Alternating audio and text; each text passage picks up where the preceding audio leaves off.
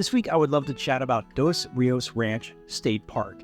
Now, if you haven't heard of Dos Rios Ranch State Park, that's completely okay. It hasn't actually opened yet. So it's going to open June 12th, 2024, which is also the kickoff to the third annual State Parks Week, which is June 12th to June 16 in 2024. Now, it's going to be, when it opens, the first California state park to open in almost 15 years. So let's talk about Dos Rios Ranch State Park. Now, as you may have guessed from the name, Dos Rios Ranch is located at the confluence of two rivers, the Tuolumne and the San Joaquin. It's about 2,100 acres in size, and it's located just west of Modesto, California, in the Central Valley. This area in the Central Valley of California has a rich indigenous history. The Yokuts called this land home. The Miwok called this land home. I apologize if I'm pronouncing those incorrectly. I'm doing my best. And other tribes also going back thousands of years. And like many indigenous cultures, they had a very rich connection with the land. They used it for food, for shelter, for medicine, for cultural sustenance, and they did their best to give back to the land as well.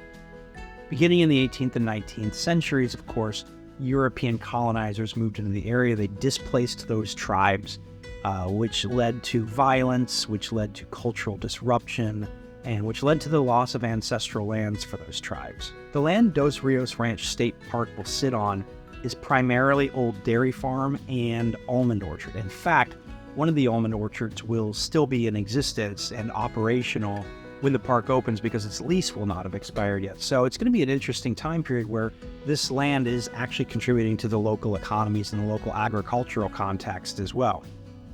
Now, as the Europeans did sell this land, obviously they began to change things with agricultural use. They also used the land to graze their cattle and other animals, waste management, feed cultivation, those kinds of things. And so the way that they used the land altered the land. So they built, levees, they built berms, and they wanted to control the water flow and manage flooding. So intensive farming practices led to habitat degradation, so a lot of animals left. It led to erosion. It led to limited biodiversity in the area. So restoration of this land included removing those unnatural areas, those berms, those levees, those dams, as well as replanting native vegetation and reintroducing natural flood patterns to the landscape. So the transition back to a natural floodplain represents a shift in the way that Californians and Americans in general are thinking about their public spaces. It's going to contribute to environmental stewardship.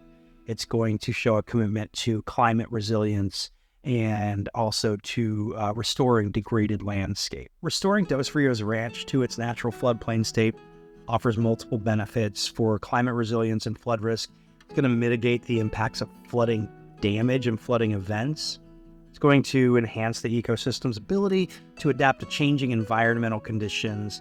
The restoration efforts were spearheaded by river partners, and the way that they approached it is to mimic natural hydrological processes. So it's going to help enhance floodplain function, promote groundwater recharge, foster habitat restoration, and ultimately contribute to the overall resilience and of the landscape and its surrounding communities.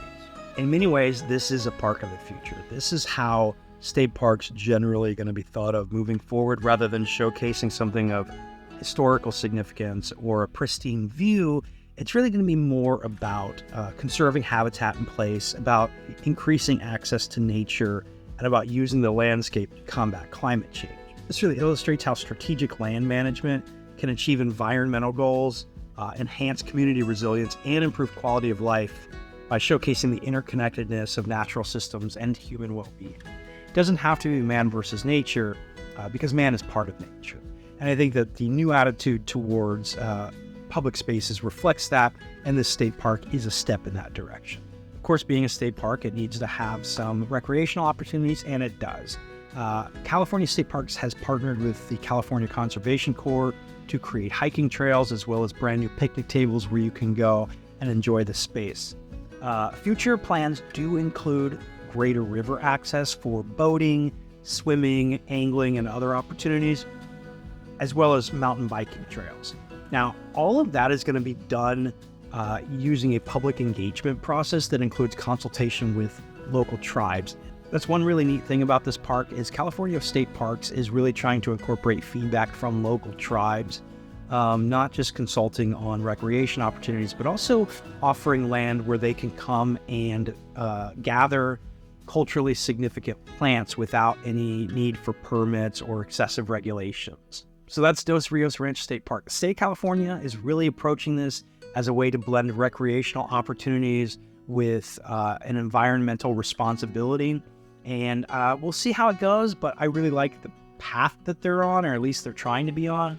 So if you got value out of this video, click that thumbs up button, and hey, let's do this again sometime.